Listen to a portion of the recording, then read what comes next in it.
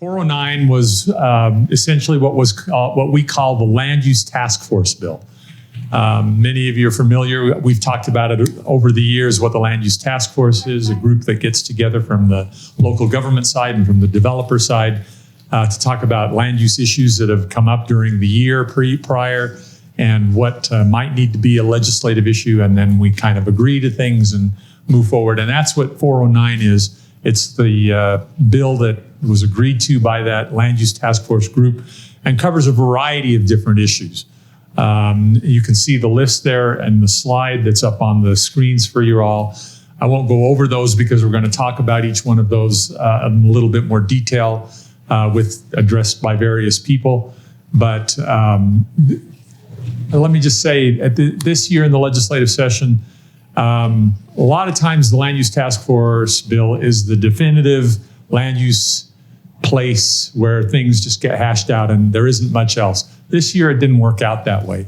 This year, we had the Land Use Task Force bill and a whole bunch of other things that came up outside of the Land Use Task Force. And even within this bill, things came up, things were added to the bill or changed in the bill subsequent to the discussion by the Land Use Task Force. It was a really hodgepodge year for land use at the legislature. So we'll talk about what some of those things are, but I think that's good for an introduction. Meg, should we go to whatever the next item is? Yeah, so Planning Commission training. So you have the new requirement for all your planning commissioners to receive 4 hours of land use training. It's actually 82 cities. It's now 83 because of population, but it's the same 83 that were subject to the Moderate Income Housing Plan, HB409 requirements. We certainly encourage everybody to keep training their planning commissioners. And so what this bill does is it says you have to have before you vote. So for new commissioners, this is like if you appoint a new commissioner, before they take a vote, they have to have an hour training on the general powers and duties of LEDMA. And then there are provisions about how you can meet this training. The municipality is required to keep the track of the record. So in other words, it's up to you how you figure out if your commissioners have been trained. It's very loose in what satisfies the training. And we did make a list in the statute, but basically any APA conference, Utah Land Use Institute conference, league conference, attending planning commission meetings, your own attorney training. But what we have done in conjunction and anticipation of this is we've revised the Land Use Academy of Utah website, and it was launched last week. We revised it with different categories. Videos there can satisfy training. We also are very pleased to announce that we have the first online class in powers and duties for LEDMA.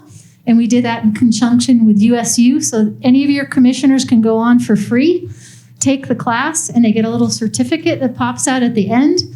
And we're going to be adding to that inventory. The next one will be general plan and zoning. So we're going to have those basic kind of current, the ones you always need to know, the sort of basic topics on that website. That's the quick training. Any questions on training? Yes, Laura. Ange, thanks. Does that include counties or some counties? Counties of a certain size, and I can't tell you that I can remember what that is, but again, they were larger counties. It's in the statute under Title 17. I'm sorry, I don't. But yeah, there was a provision. Okay. And I think then there was, again, not a may, not a shall in the county statute as well. But again, we encourage everybody to take a look at this and to use this resource. Any other questions? Okay, 2 here. Ange? Okay, this keeps you up awake at 3:30 in the afternoon. What about city councils and mayors? Did they ever consider training those people? Oh, sure, boy, they did. But we actually, we settled on planning commissioners. The counties are first, second, third class, or if you have an unincorporated area, 5,000 or more. Thank you. As I recall, it says within a calendar year. Does that apply to this year? It was effective May 5th. Okay, so they've got a shorter period of time to get their 4 hours in, right? Right, but hopefully there's so many ways that you can satisfy that it's not a problem.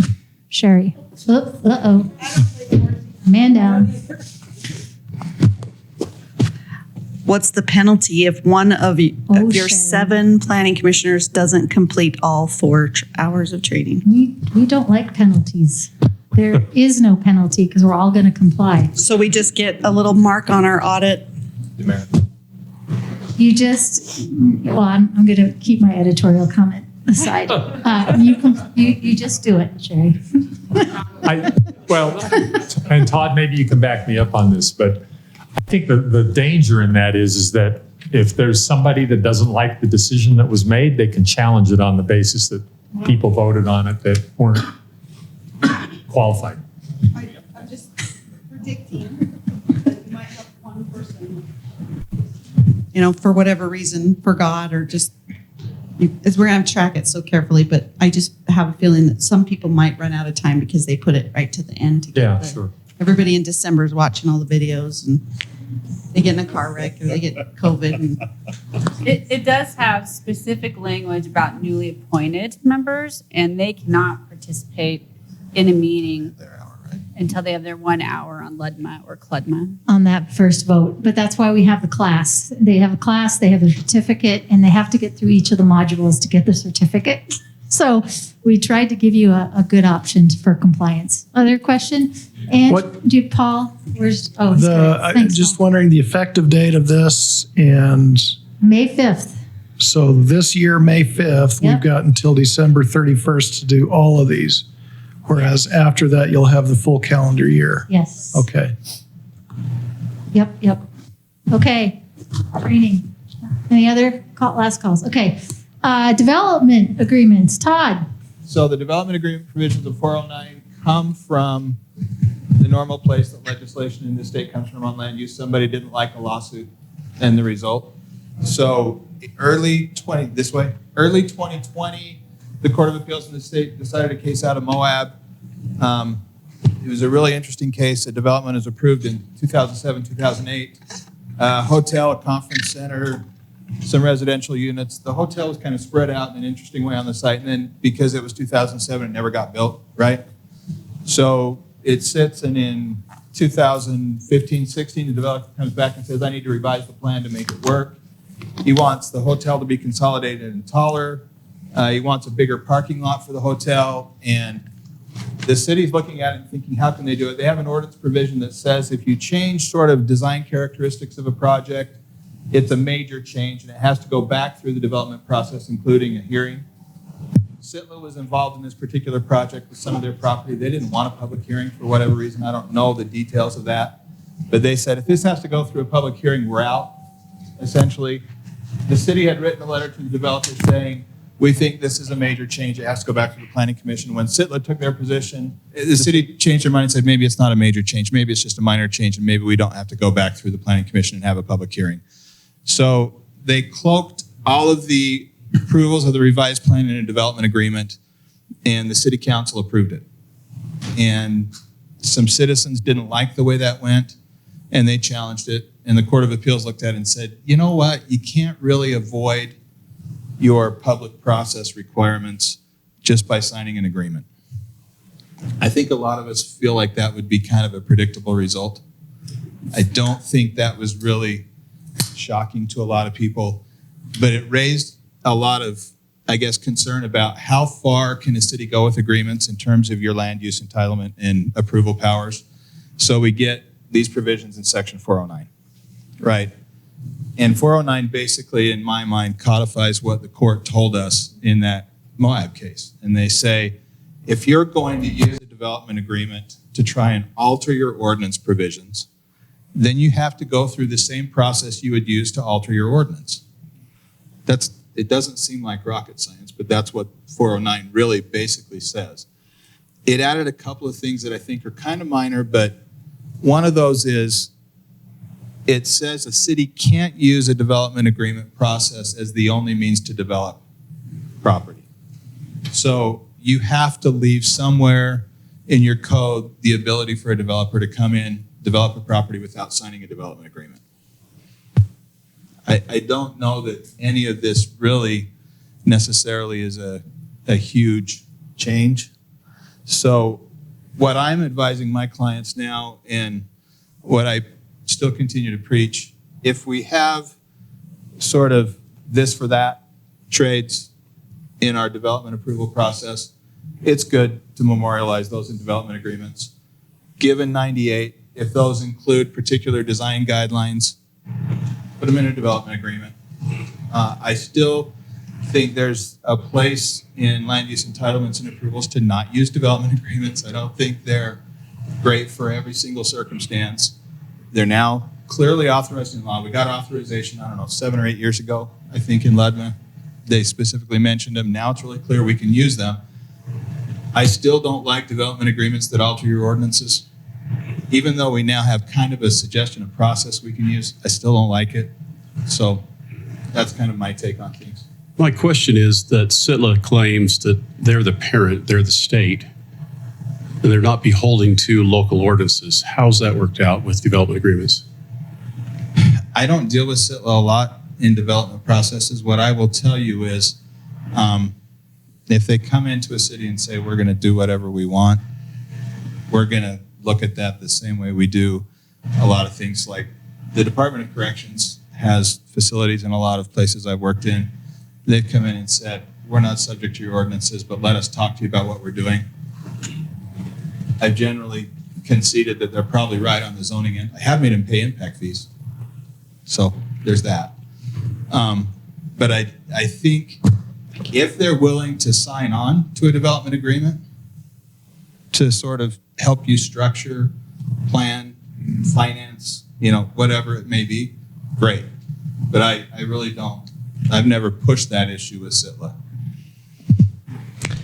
So in some cities, they have zones that say the development of a site is subject through what is essentially agreed to in a development agreement in a zone. So it says like this specific zone, you can do what you want, but with the development agreement. As I read the last bullet point, I'm thinking if that's the only option in that zone to do a development, you got to change that zone. I guess my question would be, is there another zone that's available? There probably could be another zone that's available, but... And is it contemplated in your master plan? And is it something that, I know those are legislative decisions, and I know there's a great deal of discretion, but is it something when you look at a general plan, a developer could sort of with some reasonable certainty say, that zone's probably available and I wouldn't have to do a development agreement. I might only get half-acre lots instead of, 12,000 square feet. Essentially, I'm thinking like mixed use. There's certain mixed use zones in the city I work for, and with that, it only allows the development with a development agreement. Like that's part of the zone itself. And so I read that and I think this just supports our staff's argument of saying, let's stop doing development agreements on everything because we're just kind of putting ourselves in a bad position. We'd rather have it be more, standards based and have our zones written out more clearly than having a development agreement for everything. It's a headache at the front end or headache at the back end, right? Right. If you've got a mixed use zone and you want to use a development agreement and there is another option to develop that property commercially or residentially, whatever it might be, I wouldn't throw the baby out with the bathwater there. In mixed use developments, my personal feeling is that development agreements can be a critical tool. Mm-hmm. I wouldn't throw it out. But I also wouldn't write a zoning ordinance that says every zone has to have a development agreement. You don't need one for a half-acre traditional project, right? Yeah, but if we have a general plan that says this is the type of designation that it is, and there's really only one zone that applies to that, and the only zone that applies is one that requires a development agreement, then that's going to be the issue, right? Yeah, and I think I would consider that, carefully. There might be, I guess I could conceive in my mind of some areas that might be like that, but they don't jump out very readily. Right. So. I think we're in an interesting issue right now too, or an interesting time in that I'm seeing more and more in a lot of communities that even to do a rezone, they're requiring a development agreement in order to just rezone property. And even so, even if the zone allows for, let's say, mixed use, in the development agreement, it says you can only build commercial or you can only build residential or whatever you negotiate in the development agreement. And, how does that relate to this provision? When every rezone you do now, virtually requires a development agreement. Yeah, I'm uncomfortable with those things also. Me too. I will tell you one thing the statute now authorizes. You can, I don't know how to say this artfully without sounding like I don't know what I'm talking about legally. But the statute sort of authorizes you now legally to condition a rezone on a developer's agreement to take less than what his full entitlement is. I have a client who they have some, I guess I would call them sort of middle density residential zones. And they have different setback allowances between the different steps in the zones. And what we're finding is on particular sites, this happens, it's actually in Holiday on Highland Drive. So you'll find sites in there that one zone allows better access and setback provisions for the development, but the density allowances seem too high. So what they do is they come in and they ask for the more dense zone, but then they'll stand up in front of my city council and say, but I promise you, instead of doing the 12 units I'm entitled to, I really only want to do 8. I just want the better setback provisions. And I have for, I don't know how long, kicked and screamed and said, don't sign those agreements. They're horrible. It's just another form of contract zoning. It's really uncomfortable. You're undermining the integrity of your zoning ordinance by doing that. Don't do that. If we need to change the setbacks and the access provisions and everything else in the zone, let's look at that. But what my council has always said is, let's just have them agree in a development agreement that they'll only do 8 units and we'll give them the density. Hated that. I've kicked and screamed, and then they always do what they want to do anyway. Now 409 lets them legally do that. So there is that. Other questions? Okay, thank you, Todd. I think we'll move on. What's next? Oh, fun stuff. Here we go, Wilf. And I'm going to give you the mic back. Okay. So there are a number of provisions that were put into 409 with regard to subdivisions, but mostly it has to do with lot line adjustments or property boundary adjustments between parcels or lots or parcels and lots.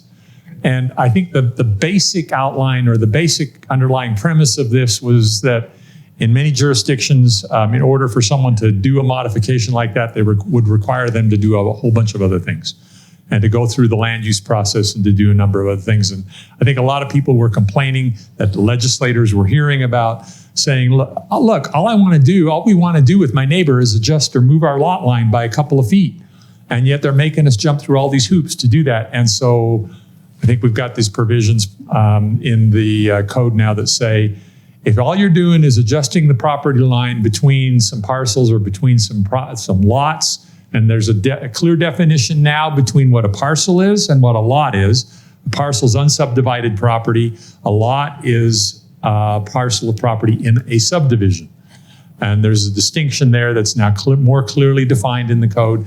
And I think for the purposes, the reason for that is to decide whether you have to do a plat amendment or not, and then how that applies. But if that's all you're doing, then what this basically says is the jurisdiction can't require you to do anything else. You don't even have to go through an approval process with them. They can just go ahead and modify their boundaries and record that. So that's, I think, the underlying premise of all of this. And there's a lot of language in there that deals with a lot of that. There is one exception. It does say that if there is a home on the property, then the jurisdiction, the entity can put in place some requirements for what they have to do. And I think that's intending to say, make sure they still have the setback requirements or the other requirements about what you may regard with the location of that house on the property. But you have to have an ordinance that authorizes you to do that. And then you have to set out what those standards are in that ordinance. So there is that particular exception that exists in there. In the subdivisions, that it also talks about that you have to make sure that you preserve the easements for water and sewer that have existed.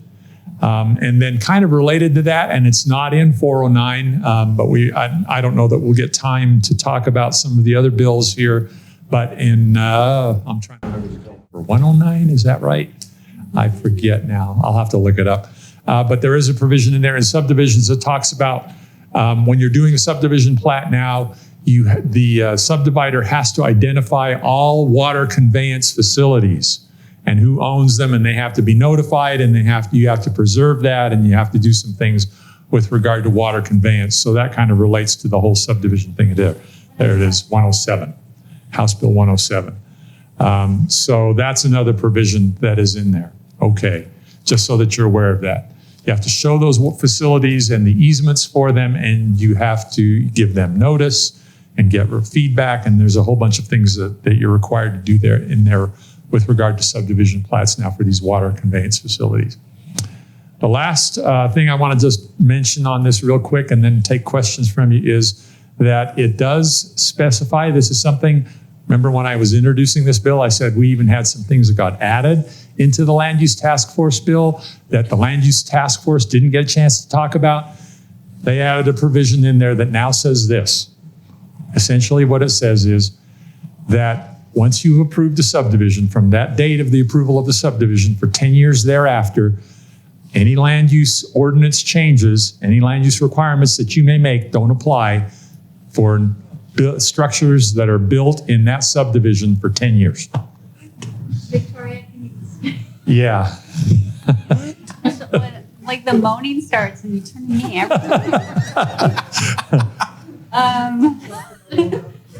So, okay, yeah, it's not great. Both sides agree this is not attractive. We were trying to get it repealed next week, but leadership is not willing to put it on special session this May. There is talk of getting it in fall and seeing if we could make it retroactive, the retroactiveness retroactive. So that provision is law, but the hope is to fix it and figure out a way to do it. And the central problem is that LUDMA is not totally clear what vesting means and what everything is vested. And sometimes long-term vesting favors the city. Other times it favors the home builders. So that is the problem there. Hopefully it will get fixed in the fall. So, I was trying to understand why they wanted a provision like this in there. And apparently the argument from some of the developers was that they do their financial performance and their whole scheme of how they're going to do things based on, they do a subdivision, it's going to have these kinds of homes, they can sell the lots for this particular price. And in some cases, they actually do the development of the homes as well. You change the design requirements on them, or you change whatever that you're going to change in your land use codes, change the setback, change the height, whatever you normally do. Now, all of a sudden they say, it doesn't pencil out for me anymore on the subdivision, and I've lost all this money and I've invested into doing this subdivision based on this assumption. That's been happening for years. Land use ordinances change all the time. So I don't know that I really buy that argument. I can see it where it is, where you do have a developer that's trying to do the whole thing as a package deal, but a lot of subdividers, they're only creating the lots and then they sell those off. And then the buyers of those homes are going to build whatever it is that they can build on there based on the existing land use regulations. Well, we got it. Well, it's there. So yeah, the example I was told was that a developer had their land use application and was vested and was a multi-phase development. And so they built the first phase, but we're holding off on the second phase. Took a couple of years. In the meantime, ordinances changed. They went to get their building permits for the second phase, and the city said, well, your building permit now triggers a new investment, and we are now holding you to the new ordinances passed, even though your land use application contemplated phase 2. And so there seems to be some confusion about how building permits tie to LUDMA and what vestment really means. Yep. So, okay, with that, let's take whatever questions. Wilf, back here first. Oh, okay, Michael, and then we'll come to you, Sherry. So like I'm sure most, if not all cities, my city recognizes the state exemptions to certain platting procedures and the ability to record by meets and bounds. However, our city attorney has said that if the property owner, applicant, developer still wants to record an actual plat, which requires signatures from, say, our planning commission chair, we will require that that is presented in a public meeting. Is that correct or inconsistent with state provision? If they're doing a subdivision plat, I think you still can do that. But this does contain language about subdivision plat amendments. And it has some changes there. So make sure that you look at that carefully and what that says you can do with regard to amendments. We just told people, if you want to record a meets and bounds under the state provisions, absolutely. But if you want to record a plat, we are going to bring you to the planning commission. Yeah. Okay, Sherry up here had a question.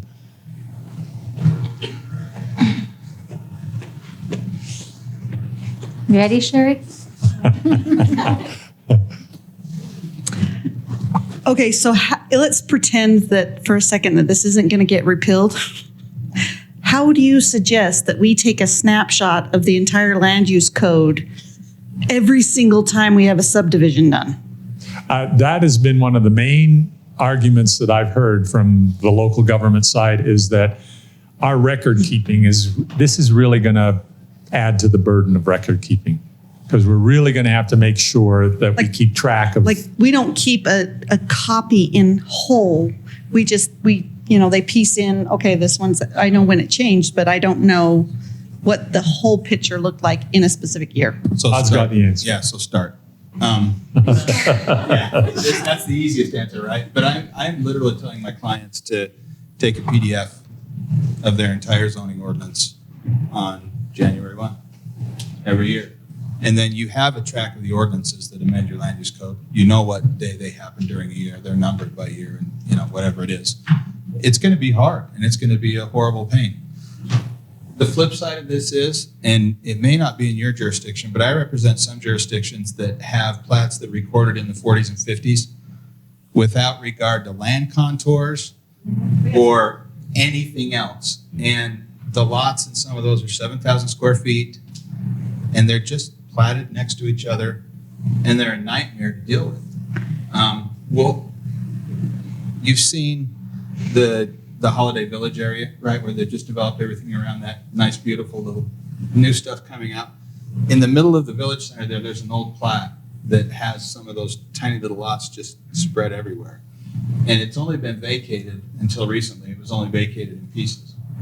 And about 6 years ago, we had some guy show up and say, I own this lot and I want a building permit for a house. And it just would have, they didn't vacate the whole plat, so it would have upset the whole Holiday Village thing. So we just had to kind of write that we think that the entitlement on that has expired and the ordinances have changed, and you have to comply with the village zoning ordinance now. And but it raises that awkward question about they got a papered lot. At some point in time, they bought a papered lot. Mm-hmm. And as attorneys, we've been tap dancing around how long does a papered subdivision lot that doesn't make any sense anymore really have currency? And we've finessed that question for a long time. So I get from some people why there's a superficial appeal to a 10-year vesting provision. We just need to make that whole concept work a lot better, right? I'm confident this will get repealed or adjusted at some point. I do think that whole idea of what vesting means with regards to a paper lot and then a building permit and setbacks that might change and height restrictions that might change, and all those things, those are really hard questions. We don't have great answers right now. So, Just to follow up, so what if the change to the land use ordinance, the owner of that lot prefers the change because it's more in their favor, but we can't apply it because... No, I think you can apply. You think we can? Yeah. Because it says you can't. I think really what it does is it gives the owner of the lot the option. yeah, if you have to sign a one-lot development agreement, you can do it. They're getting something out of the process. You're giving something up out of the process. It meets the whole 409 thing. There's ways to do that. You can make that work. Other questions? Oh, right here. Ready? Okay, this is kind of switching gears a little bit, but going back to the clarification between a lot line adjustment versus a parcel line adjustment or parcel boundary adjustment. In it says, okay, to make a lot line adjustment, a property owner shall obtain approval of the boundary adjustment under section 109A608. And that's where it talks about them having to present a plat. And our city attorney described this bill to us as basically you would need a plat amendment if it's in a recorded subdivision plat. Yeah. And then the only way you could do just the typical lot line adjustment that we've been doing just through staff approval and through the county is if it's a parcel that's not in a recorded plat. Is that correct? I think so.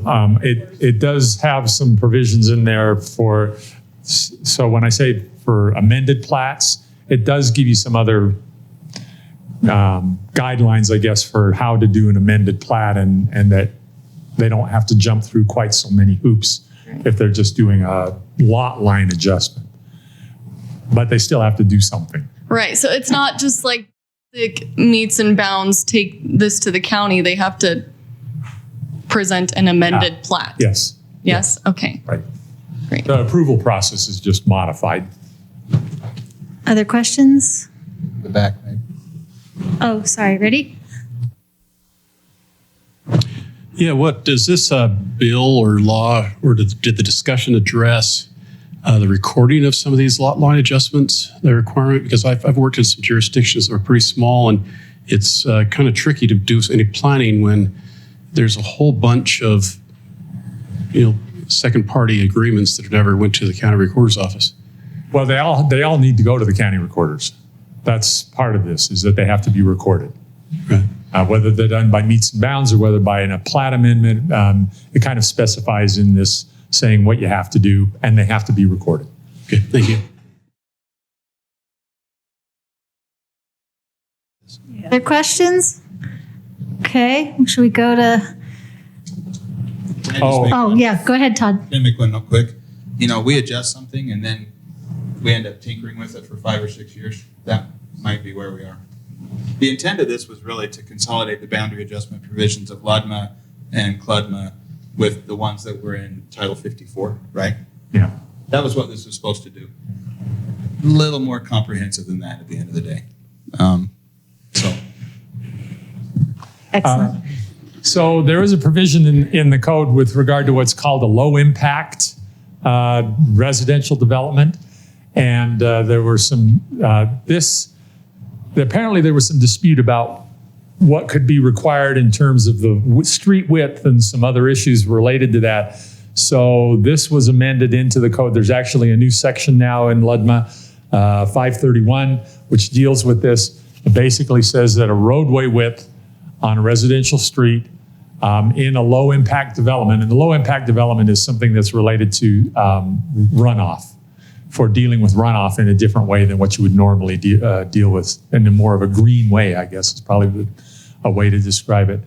The widest or the maximum road width that can be required is 35 feet. And then it also requires you to establish standards for fire vehicle access and turnarounds on those roadways. I'm guessing there must have been a really specific problem somewhere that led to this. And, or it might have just been a sort of flat out problem. Just a flat out. Just so that you're aware, this is there if you're dealing with what's called a low impact development as is allowed in the state code. Yeah. So just to make sure we're talking about the same thing, we're talking about right-of-ways, or are we talking about paved curb? I think that's what it means.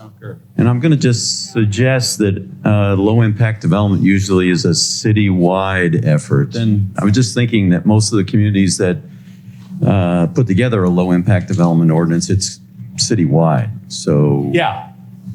Any residential street in that city can't have more than 35 curb to curb. No.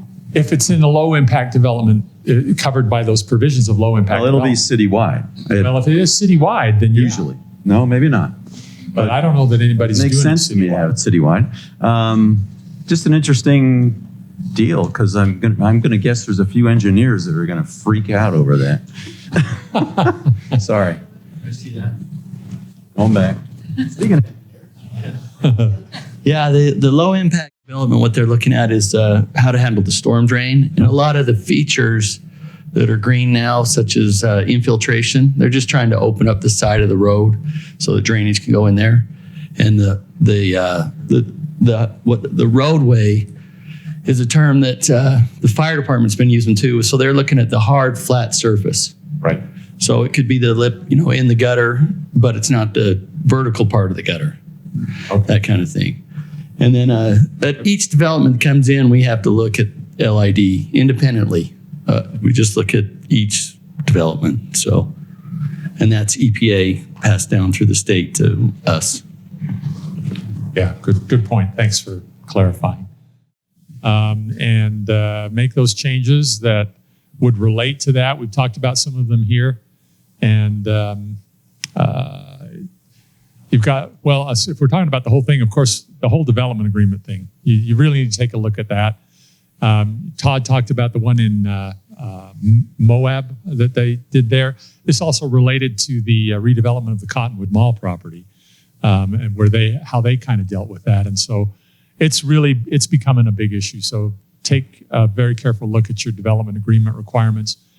And then, as we just chatted a little bit about before too, if you're requiring development agreements for all of your rezones now, got to think about that a little bit more because that could get us into trouble, I think, again, legislatively at least, and certainly with the courts too, as they may try to interpret what they passed here legislatively. And then just make sure that as your new proposals, as development proposals come in, that they're in compliance with these new standards. So become familiar with them and what they are. Oh, no. We do have, there were a few other things that were in this 409 that you ought to know about. A lot of them are really kind of things, that most of you being involved in this would already think, well, yeah. And Todd's going to tell you about one of them right now, and then I'll tell you another. This isn't a duh one. Yeah.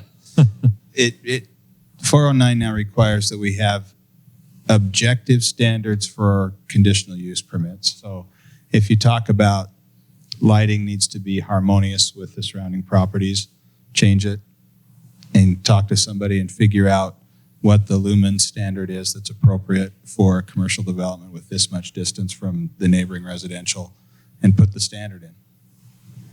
So I think what I love is the being conformist with the character of the neighborhood. Probably not good anymore. When I said duh, and Todd said that's not a duh, but for those of us, Meg and John and others of us who've been preaching this for a while of saying, make sure your standards for conditional uses are objective in your code and not these loosey-goosey things like compliance with the general character of the neighborhood. It's a duh, you should be doing that. But now the legislature has said, do this. One of the other things that's in there is it does establish now a standard of review that's to be used in appeals processes. And really then that relates to making your land use decisions, which is that when you make a land use decision, you got to have more than what's called a scintilla of evidence. That's apparently a crafty legal term here. But it means you just have to have something to hang your hat on. You need to have some justification for the decision that you're making. Somebody did a traffic study and the traffic study says, well, it could do this to the traffic. Okay, somebody else comes in with a study and says, well, we think it could do something else. You're charged as a planning commission staff, and the planning commissioners or the council in particular have to make a decision. Well, if they can say, well, we do have a study here that's fairly credible that says it could be this, so that's what we're going to decide. Great, that's more than a scintilla of evidence. Yeah, one of the things that you'll see at public hearings all the time is somebody will stand up and say, if you approve this, the value of my home is going to drop. It's going to be terrible. Not substantial evidence. Children are going to die. Yeah, not substantial evidence. But when somebody shows up with an appraisal in hand that they've done, that actually could be substantial evidence. So what you're looking at is kind of, again, the law says the kind of evidence that people would generally look at and believe, right? So everybody's going to die if you approve this project. Doesn't work. this again, the language is technical and it looks legalistic. It still is pretty practical. So. And for a great example of that, especially with conditional uses too, when we want fact-based evidence, you can look to our friends in Park City who had quite a small project on a hillside, but they educated the public through and through about what they needed to present at those hearings. And so they have a really good model of how to get the public to think about not getting up there. And they still got people that got up there and told their emotional stories, right? But it really maybe kind of streamlined the public hearing input. So I just have a quick question. Sorry. For a lot of communities that we work with up at Bragg, they're like in the middle of having to update ordinances because of things like this. And like not having a very objective conditional use ordinance, for example, may just be a reflection of not, they haven't had the opportunity to do the study or whatever. And a lot of times it's because there's a lack of resources. So I'm wondering, is there any effort to sort of consolidate opportunities for either technical assistance or model ordinances or, to help communities comply with this? Because I think a lot of times the isn't that they are just like, oh, we didn't think of that. It's lack of resources.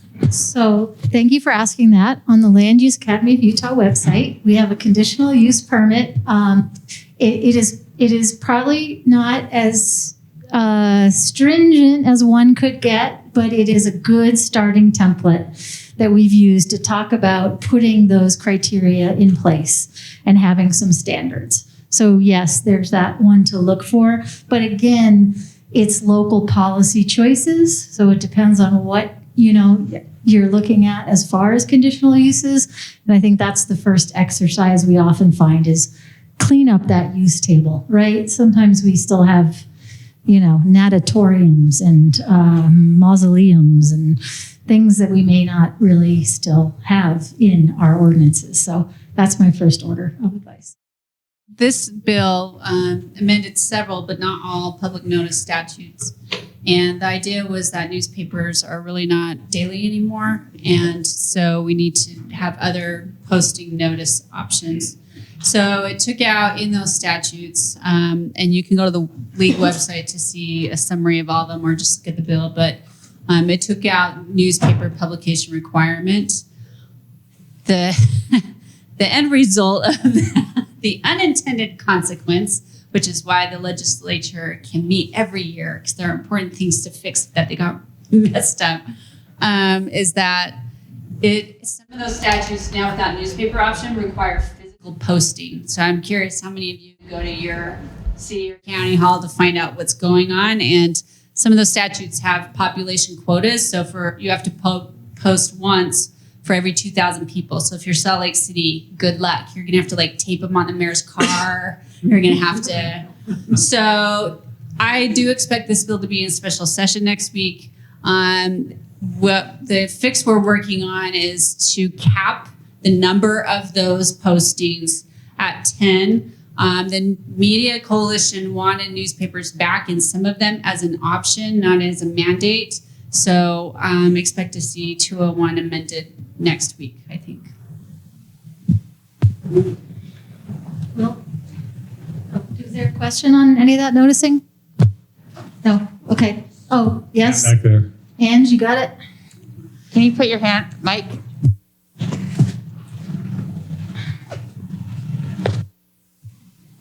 No newspapers at all for anything or just for those two items? So rezoning still? Yeah, the newspapers are only coming back, and it's mostly election statutes. And anywhere they do come back, there'll be an option, so you can choose. There won't be a mandated publication. Right now. But with this bill as it sits right now, Sorry, go ahead. as it sits right now, this bill, it still requires some newspaper noticing. But So the current law won't have the newspaper in there. You'll have to either do a physical posting or mailing. okay. And you need to look at the statute for how many you have to physically post. And websites. And on our website, under advocacy, under legislative wrap-up 2021, there is an HB409 statutory review of all the clerks and recorders very kindly put together a list of every statute that would have to be amended. Okay. Any other questions? All right, Wilf. Just this bill is pretty simple. What it basically says is that for the calculation of impact fees, that the overhead costs and doing the studies for determining what your impact fees are going to be can be included in the costs to be assessed as part of the impact fees. Most places have been doing that already. This just clarifies that it's okay to do that. If somebody felt like that needed to be clarified. This one on voter referendum amendments really does, well, there's an interesting provision in there. There was a provision in state law that was put in several years ago that basically said individual property rezones were not legislative decisions. And that's not the term that it used, but that's essentially what it meant. And most city attorneys, most people involved in this were like, but rezones are legislative decisions. So why is the state code exempting out individual rezones? And most felt like that if that were ever challenged at the court level, it would not survive. Thank you. Yes. Okay. All right. So that provision is gone now out of the code. And then it also makes the clarification that that a local law does not include a land use decision. Todd, I don't know. Would you want to clarify that for us? It just clarifies what the Ludman definitions mean. So essentially, that's an administrative decision, isn't it? Referral. Right.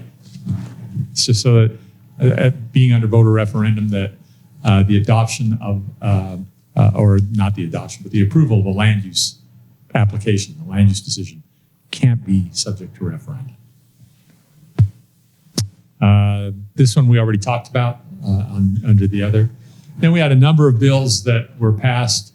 Here's a whole list of them that just had related to a lot of planning related issues.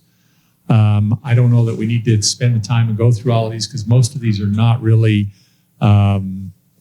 under the legal types of things that we do with, but they're interesting issues and policy type of issues, just so that you can see what's on there.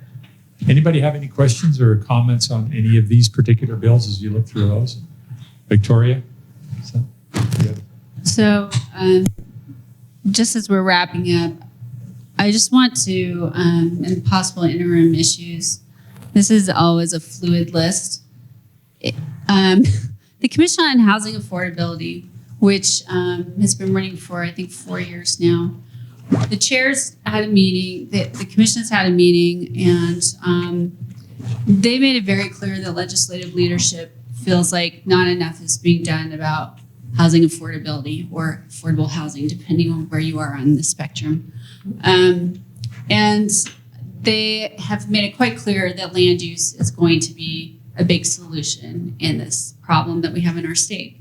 And so I think you should be aware that there are potentially going to be some big bills, I think, this session. We're actively engaged with the commission and the members of the Property Rights Coalition, but there could be some big changes to land use this year, depending on how this shakes out. Now, whether or not you believe that land use and what municipalities and counties do affects affordable housing, might not matter at the legislature. So anyway, I think you should all be aware that there are, there's always big talk in the spring, and then, things shake out a lot different in February. But, you continue to see this affordability problem in the news. And lots of those problems are the market, but the legislature willingness to step into the market is not so much. Willingness to step into local government is definitely, there's a lot more momentum to do that. Well, and as Victoria's been talking about that, if any of you've been following in other states around the country, there have been some pretty dramatic efforts that have taken place for basically the state to override local land use provisions in the name of increasing or enhancing affordability. California, Vermont, Massachusetts, Oregon, a number of states have done a number of things. And it really, I mean, we've had a little bit of it here in the state of Utah, but it hasn't really gone as far as some of these other states have. And I think what Victoria's saying is maybe it's going to go further. Yeah, like you haven't seen nothing yet.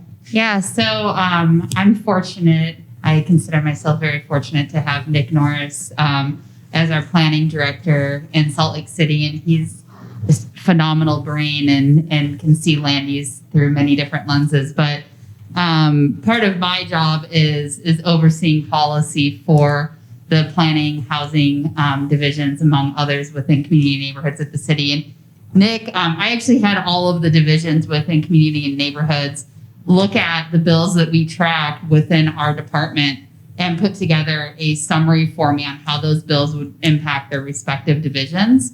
And Nick has done a really awesome job on some of the land use bills. And basically what he did was take kind of a line by line assessment of the bills. And I'd be happy to share that with anybody. I know Meg and Victoria have it. You certainly could reach out to me or Nick to get that as well. But basically, he did a line-by-line assessment of what code amendments would need to happen within the city. And then he attempted to put FTE hours to what those amendments would cost the city. And it's pretty profound, the impact that these just kind of top land use bills are going to have on Salt Lake City over the next year of just getting our ordinance up to date and into compliance. And one of the things that he did on 409, which I think is super helpful, is he created a guide for his planners because we haven't amended our code yet to be in compliance, because that would have been last week, right? So he created a guide for our planners, kind of a step-by-step almost flow chart that says if the applicant is asking for a parcel adjustment or a lot line adjustment, it means this, and does it trigger these different things? And so again, just a super helpful guide.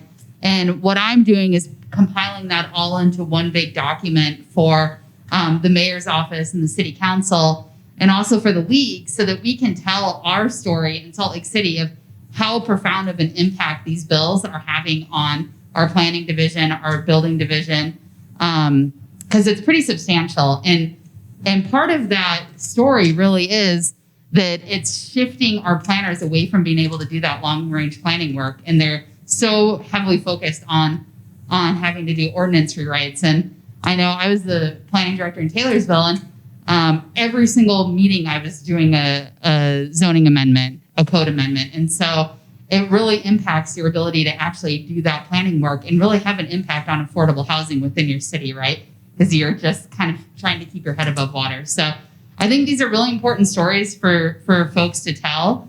And I would love for everyone to come to that training tomorrow and be able to communicate that, because it helps us all in these discussions. And as Victoria said, the commission is very heavily focused on land use this year. And so I think the more we can tell those stories and show that impact that it's having within our planning divisions, the better off that we'll be when we have these big land use sessions like we had this year. So